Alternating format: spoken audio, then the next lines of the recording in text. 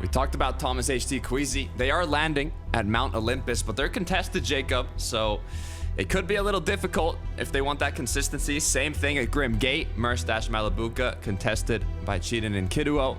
So a lot of the big names here are going to be having one of the battles off spawn. And just like I was mentioning, Malabuka Merstash looks like they might just start off strong today. Yeah, this is a huge switch up from what we've seen yesterday. And for a number of reasons, they're ready to 50-50 that top chest. They're ready to kind of put it all on the line. And then there's a few less teams around Grim Gates. At least one point yesterday, we saw 7, 8, almost 20% of the lobby floating around Grim Gates. But when you have teams like Ferdoxy, Trippin that have qualified out of this, even though they don't necessarily land directly there, it puts less pressure on Malabuka Merstash, a feeling of flexibility, and you can see it right here, just planning accordingly, knowing that team was going to drop down on those barrels. Oh yeah, this is night and day from yesterday in the upper bracket.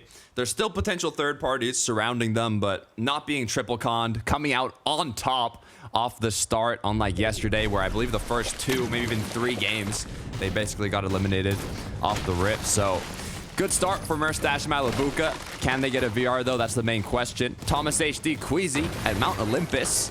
I'm curious to see exactly how they play this out. They have been kind of switching their drop throughout the season, like Miniman was going through earlier on, so we'll see how they're able to play it here. But for Howley and Frizzy, they've also got themselves in a little engagement, making use of that bush bomb though. Yeah, it's Andelix and Sato on the other side, and right now they just have a huge advantage.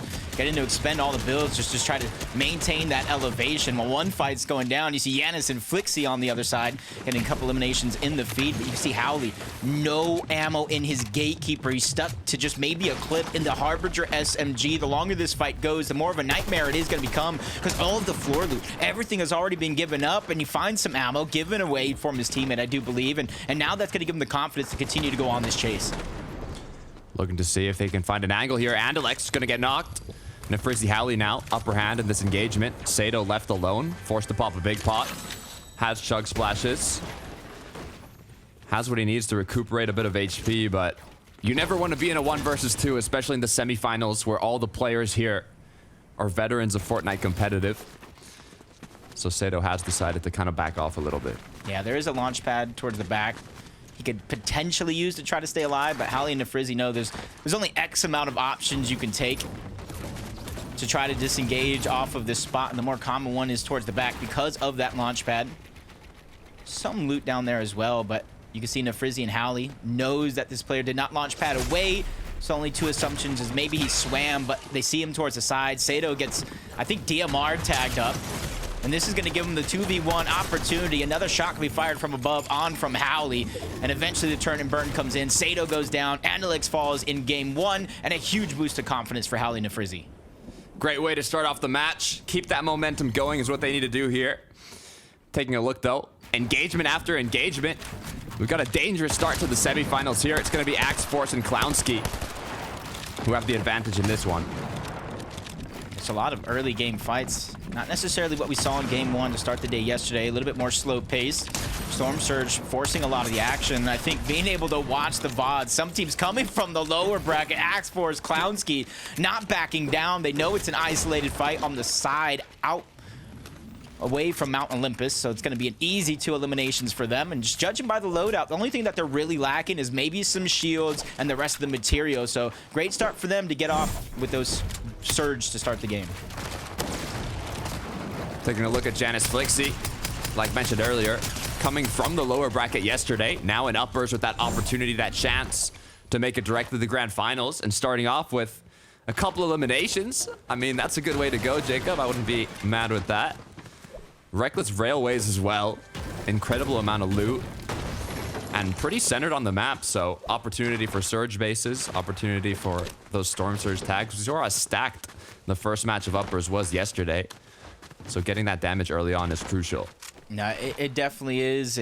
As the day went on, we saw Storm Surge kind of activate later and later on in some of these games, but as it stands now, you know, Storm Surge won't necessarily turn on until Zone 4, so a lot of the teams are trying to be proactive, get their Storm Surge numbers up while they can.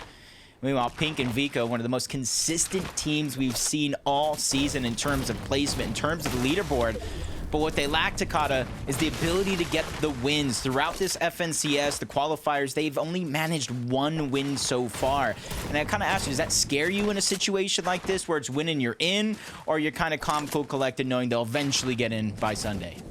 I mean, I'm totally calm, to be honest. This duo, like you said, has been, I would say, the most consistent duo in the upper bracket so far. Their playstyle is low ground, and the duos that are winning these matches are duos that play high ground. Cammy and Seti in the qualifiers spent over 1,200 seconds on the high ground, and Pink and Vico, 90 seconds. Like, wow. Literally 10 times less than Cammy and Seti. So they're not really high ground players, but they're consistent, and once they make it to grand finals, which I believe they'll do through consistency. I mean, I think they could even win a game, to be honest, but if not, they'll do it through consistency 100%. And once that happens, grand finals is where they'll show their true potential. Yeah, so I think we're in agreement. So if you guys are fans of Pink and Vico, almost nothing to worry about, but we might revisit this conversation come Sunday, later half of the upper bracket, or even the lowers if things still don't go their way. Tayson and Veno. Tayson yesterday, a massive 1v2 against the Major 1 champs, taking down both Malabuka and Mustache. They did enough to get into the top 25 of the leaderboard to advance to upper bracket round 2, which they're playing in today. But I kind of expected them to get a win yesterday, to not have to play the rest of the weekend, and I want to see that type of play, that type of potential coming out of them today. Teeny and Shap looking like they got the forecast tower here.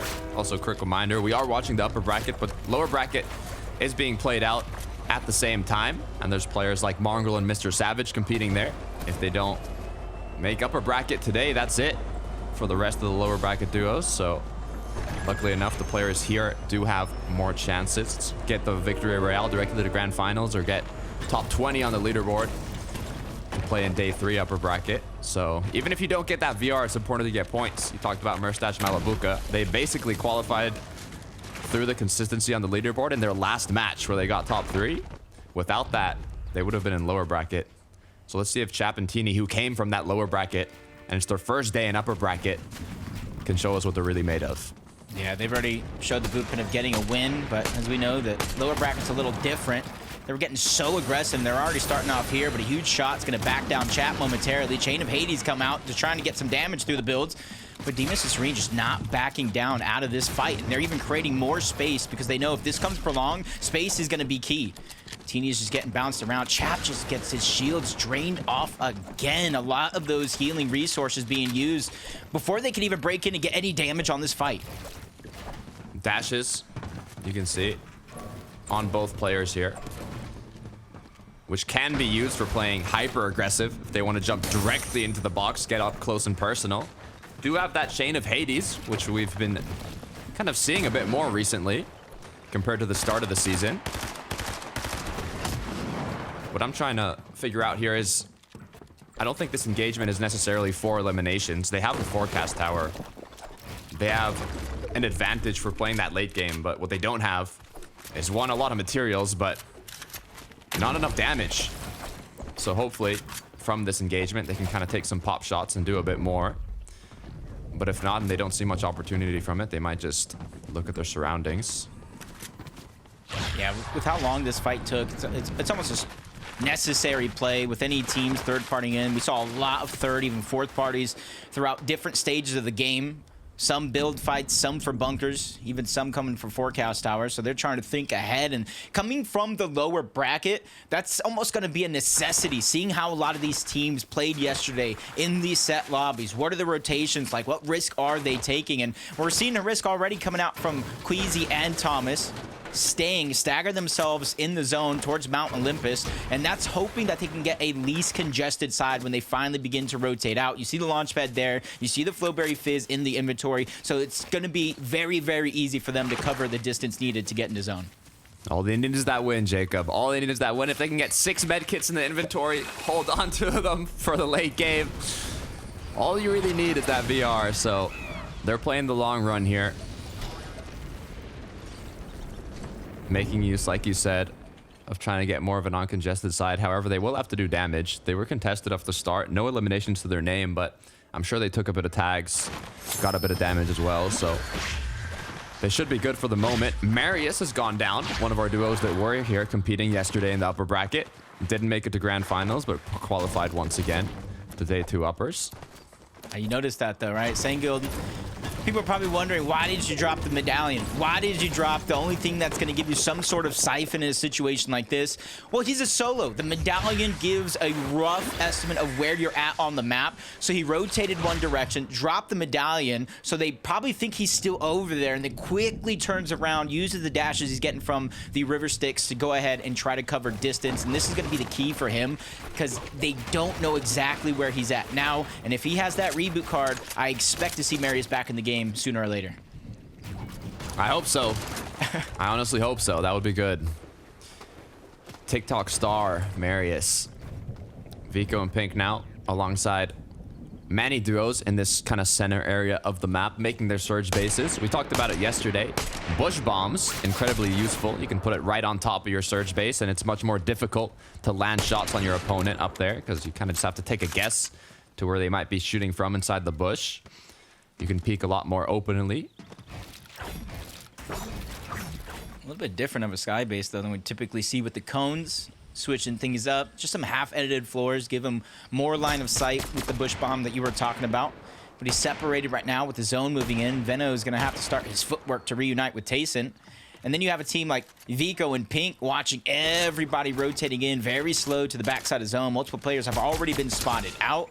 And Pink and Vico don't even have their own safety spot in towards the zone themselves. They got a few more steps to cover, but they're just staggering themselves as long as possible because they know how important this surge is. This is a team that consistently placed in the top of the leaderboard yesterday, but failed to get a win. And you got to think some of that was because how in shambles they were because of Storm Surge.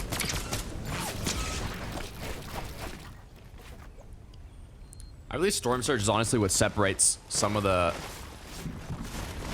tier 1 best players in the world, I guess you could say, versus kind of the duos that might be competing in their first semifinals or even first finals. You kind of really get to see how much damage you truly have to do before the late game, because Storm Surge will get activated in qualifiers, but it's a whole different world when you're in the semifinals. I mean, grand finals especially. Yeah, and it's very important to have kind of that game plan of what you're going to do in the mid game to get that damage. And all that game plan, the time is definitely running out. Fourth zone, 77 people alive. Only 3 realistically need to go down in this zone, but it's preparation for the next one where it needs to get down to 60 people. So at this stage in the game, in zone 5, 17 people will need to go down, and that's where you see Vanyak, Swizzy, over from Brawler Battleground, trying to break into the box. The Chain of Hades, making it look easy. There goes one. They're ready to prepare for the next, and they don't want to let this opponent escape. You see some third-party shots beginning to come in as well. This looks like they have it in the bag as they get that second elimination as well. And you're really seeing the Chain of Hades come out more and more from these teams to get easy Storm Surge damage in these tight and close spots. Vanyak and Swizzy looking lethal. Both of them at the same time, double chaining their opponent. He didn't even know where he was. He got like flung up in the sky, pushed around in his box. Bro couldn't even land a shot. That was insane. Moppy Kiro, on the other hand, no chain, but they do have, well, to be honest, it's a pretty normal loadout. Almost would hope they have a bit more loot, but I'm sure they can make use of it here. DMR is good for getting damage. They have shields, so it could definitely be worse. Thomas HD and Queasy, I'm curious to see kind of what they're going to do for getting tags. But Queasy actually has gone down. Thomas HD now left as a solo. No eliminations. Most likely going to need to do quite a significant amount of damage here. And getting a reboot this late in the match is incredibly difficult. So this is going to be tough. Yeah, best case scenario for him is zone pulling so far away from the west that when teams use the launch pads to get away from Rift Island, use the rifts, or even this underworld dash, that could be an opportunity for Thomas to go. And he's just trying to get closer and closer in towards the zone. Has an escape plan there with the zip line up to Rift Island, giving himself options, giving himself choices. It's actually just up to the bridge, not a lot of height. But at least you can see that Thomas is trying to plan for the future, knowing that there is going to be a huge strength in numbers, and getting Queasy back is going to be hard. But if he can somehow make that happen, it's going to be so fruitful for the rest of their game. And as I said, zone pulling far away, so this is going to be a great chance for Thomas. Looking at the Rift Island, Big cluster of players, either boxing up on the rifts for rotations further on, or even just going on top of the rift island to refarm a bit of mats and potentially use the launch pad later. Tayson and Venno. Curious to see how their loadout is looking. Very healthy in terms of basically everything. Although they have no eliminations, we saw how they had kind of their surge bases set up. So I'm sure they have more than enough damage here and a bit more flexibility on how they could rotate the zone. Yeah, it's just about making it past this far pool. You can see in the minimap alone, there's about 4 teams nearby, one going back, and Tayson just getting tagged up every step of the way. And this is going to be tough if they're trying to save a lot of their heals. They do have the legendary bananas, the Flowberry Fizz to cover some distance, but at this stage in the game, they want to shy away from using it very, very early. As Mustache Malabuka finally getting a chance here off of spawn. Yesterday was just a rough day with the amount of teams landing over towards Grim Gates, and this is going to be a perfect scenario. Only one team actually contested them. They took that fight with ease very, very early on. They were able to get all the loot they wanted from Grim Gates, and now look at the zone. You still see Grim Gates just at the outskirts. They haven't had to travel far, so this could be a perfect scenario for Malabuka and Mustache to win a game here and watch and wait the rest of the weekend to see who their competition is going to be. Just 25 above, though, so they are going to be looking around. Good news is, though, you can see how many players there are close to them. With only 12 above, I mean, they're kind of running it a bit close here. Quick replay of what happened in the underworld.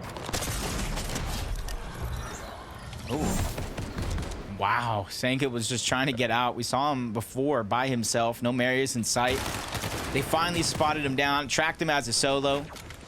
Got that elimination with ease as we jump on board Yanis and Flixie, who's honestly been having to rotate almost all game long from Reckless Railways. They went all the way to the west, thinking it was going to be safe, but now it pulls a little bit inward.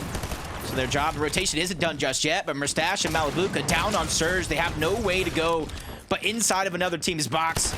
Both of them taking damage from Surge. Malabuka trying to break his way in. He takes a monster shot himself, but it's going to be a sacrifice. They now find themselves 44 above the damage threshold, but the focus now comes in from the lobby. Mustache trying to make space for himself and his teammate, but it is just not stopping. It's not slowing down anytime soon, so a lot of builds. You can see most of Mustache's metal is going to be used just to try to stay alive in this situation.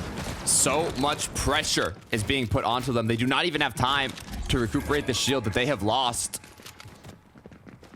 But the good news is now I think they get a little bit to breathe. Issue is only 2 above. At any moment now, they could go below the Storm Surge threshold once again and be forced to aggressively look for that damage. And look at that, 9 below. It's time now. Pressure is on. What choice are they going to make here? All in once again, or just try and take some shots from afar? All it's going to really be is a couple tags. Yeah, it gets a little frustrating knowing it's just one tag, one shot.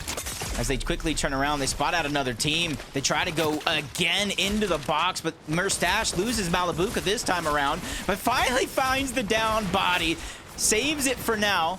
But does any team notice that he's going for the revive and try to disrupt it? I'm not sure with how stacked this top side of the zone is. Anybody has a chance to even look in that direction. Trulex, Chicho, Firebro, Kiro, everybody just having a little bit of distraction going down, just trying to stay alive right above where Malabuka and Mustache just got a successful revive on.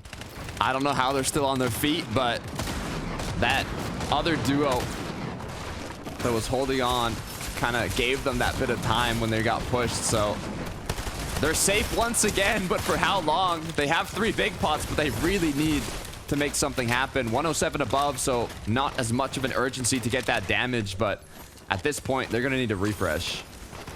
Yeah, you can see finally heals coming out. A lot of materials being expended for that lobby focus. A lot of the heals being used now because of that fight, but you can see when it comes to the damage, they did what they needed to do. They got 105 above the damage threshold. That's a success in their books, but it's all about keeping the momentum alive and stretching one success into another. There's still 29 teams still left in this lobby. Placement points have not begun to come in yet. It's a marathon, not a race on the day. Clownski Axe Force. Another duo that's having a bit of trouble here. Both white. Luckily enough, he finds a big crack, but it's not going to be enough to get the knockdown. Ends up going down himself. Axe Force left alone. Opponent is just one shot away from getting eliminated, though. Unable to connect it. Vortex with the 180 shot. 7th elimination to his name. Put back in the game for just a bit longer. That was a big elimination by Vortex, staying alive. The turn burn takes him down through the edited builds, and the fashion he made it happen. As you see Vico fighting outside of zone, Pink is separated from him, trying to make it to the zone. As Forzen goes down, Guden probably still alive, trying to make something happen, but this is where it gets tough. This is where we've seen Pink and Vico find a lot of their struggles. It's this point in the game. They use a lot of their resources, a lot of their material just to continue to make it from 7th zone on. So a big impact refresh, anything is going to be huge, and it's going to be necessary to keep them going in this game.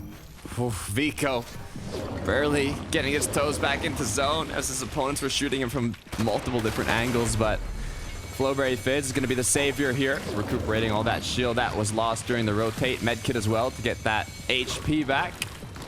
Not too far away from zone. They're also one of the closer duos if you had a time to look at the mini-map, so it's not an incredibly far rotate. In terms of high ground, looks like Tace and Benno are a bit high up. Issue is they are not even close to the 8th zone, so they have to rotate to the complete opposite side of the map here. Yeah, it's just something we saw yesterday as well. A fight for the high ground, things going perfectly until just one disastrous moment. Everything comes crashing down, and they lost a 1v2 to the backside of zone from the Chain of Hades while getting focused. So Tayson and Venno just trying to go for the height. And you see they're just building straight up with that Flowberry Fizz, so that way they can eventually dash to the front side of zone and maintain their position as Tayson finally makes his way there, gets his spot in towards zone. Instead of going straight for height, he's just trying to position himself in front of everybody else so him and Venno could look back and get the shots that they want. Lovely rotation, even finding a knocked player down below to recuperate a bit of that material that they used on the rotate. Merstash, though, in danger, forced to pop a banana. Should be able to heal himself back up to 100 HP, and now pop the flow barrier if he wants to get a bit of shield as well. So many players are in the surrounding area, though. They have to be careful here. Engagements need to finish quickly as they continue to kind of pickaxe their way closer and closer. I believe it's Janice on that wall. You have to be careful. There's not a lot of heals, not a lot of materials, so almost a high ground play is out of the question. But they do have the Grimgate Dash Medallion, so they could get out of a tight spot when they need it. Yanis, Flixie, they're just trying to charge up, get ready for this next rotation. And another time we see Vanyak and Swizzy, another team overtaking the high ground. And one thing that we've learned throughout these qualifiers is you take it too soon with the Flowberry Fizz, with the dashes, that everything could come crashing down at a moment's notice. If you're able to get high enough, though, and you are connected to enough structures, we've seen duos hold on to it as well from first moving zone. Will Vanyak and Swizzy be one of those? They have more than enough materials for these initial zones, depending if it keeps pulling far or maybe even pulls back to them. There's a great opportunity, though, to get those tags. They're already 500 above, so not too much of an issue, but could potentially even find some eliminations. Malibuka and Merstash choosing to stay more ahead. They do have to be careful, though. They use so many materials getting to this late game that they will need to find a refresh quicker than other duos. Yeah, multiple teams just trying to get aggressive from different angles. They were low on materials before, and now they're almost fresh out. Malibuka trying to hold the wall, 700 above the damage threshold. The fight isn't even necessary as they trade on over the dash to give 3 each. Trying to prepare themselves for the end game. Yanis, Flixie, they continue to stay ahead of the curve in front of the zone. They're knocking on the door. Malibuka and Merstash, Panzir, El Teenzy, they're getting aggressive, catching multiple players off guard. And that's what happens in an end game that is this chaotic. It takes his 1 second of lapse of judgment to catch you off guard. Merstash gone down. Malibuka left as a solo now. No heals to work with. No builds to work with. Has to find any sort of refresh here. Top 16 already. Better start than day one, so anything counts here. Shots unable to connect. Dashes being put to good use. Just one more shot and Malibuka goes down. Vanyak Swizzy still up above. Yeah, just getting ping pong down low on the low ground. Not really able to kind of make those dashes worth it. Vanyak, Swizzy looking strong. Nobody has a chance to look up just yet. You even see Flixie trying to regenerate some of the health before he becomes a target. And this is the portion of the game where Vanyak and Swizzy have nothing to do but look down and put pressure on the rest of the lobby. Even if they don't get the eliminations, forcing teams to battle each other, take each other out is the next best thing. Pink and Vico, once again, looking to dominate the low ground. Not a lot of materials, so too many choices either. Zohan Peace King down below. Vico now finds another one. That's 3 on the board. He's lost his duo partner, though. Pink is down. Just 20 HP to work with. Has minis, has flow berries, but he needs time to be able to use them. Box is coming through. Pressure from above. Not too many options here for Vico. Yeah, he tried to separate himself with that layer change, but he gets focused by high ground, forced into the water, taken out and run over by another team. Flixie by himself. Anything is possible. He does have the legendary banana and multiple splashes if it does come down to a heal off, but forced in the storm sooner than what he wanted. Staggers, uses the only banana, but this is his chance to get a flank, a sneak attack onto somebody, but instead he looks towards height. Everything comes crashing down. This is a chance for him to get more eliminations from the backside of the zone. Both players have been dropped. They had the Flowberry activated, though, so they did not get eliminated to fall damage. Tree in the way. Chop it down. Timber. Vanyak continuing to tart bomb forwards as Flixie's left alone. Down below. Needs to hunt for something here. Yeah, those extra materials could be the difference, but Flexi is not done just yet. Finds another elimination. A good amount of loot. Flopper at the perfect time. Doesn't get a chance to use it. That's going to be Swizzy who takes him out, goes after Zohan to prevent the heal off, and in game 1 of day 2 of the EU FNCS, Swizzy and his teammate take the game over. By not holding height a single time in day 1 to now, first match of the second day upper bracket semi-finals, and they say, you know what? We didn't hold it once yesterday. We're going to hold it from first zone. We're going to hold it second zone, third zone, hold it every single moving zone until the last one to secure that victory royale and their spot in the EU FNCS Grand Finals. Yeah, picture perfect in the end game. Vanyak spraying down from above, causing distraction. Making something like this for Swizzy just so easy for him to go in and get that final elimination. Welcome to the grand finals. And you got to imagine day 1, you know, some might say they had their missteps. Others might say it was just good practice for this finals lobby. They finally achieved it and they get a much needed break before finals. I know they got smiles on their face, but I also know 3 people that have all their smiles on their face. It's Frankie, Levin, and Minnie. What just happened?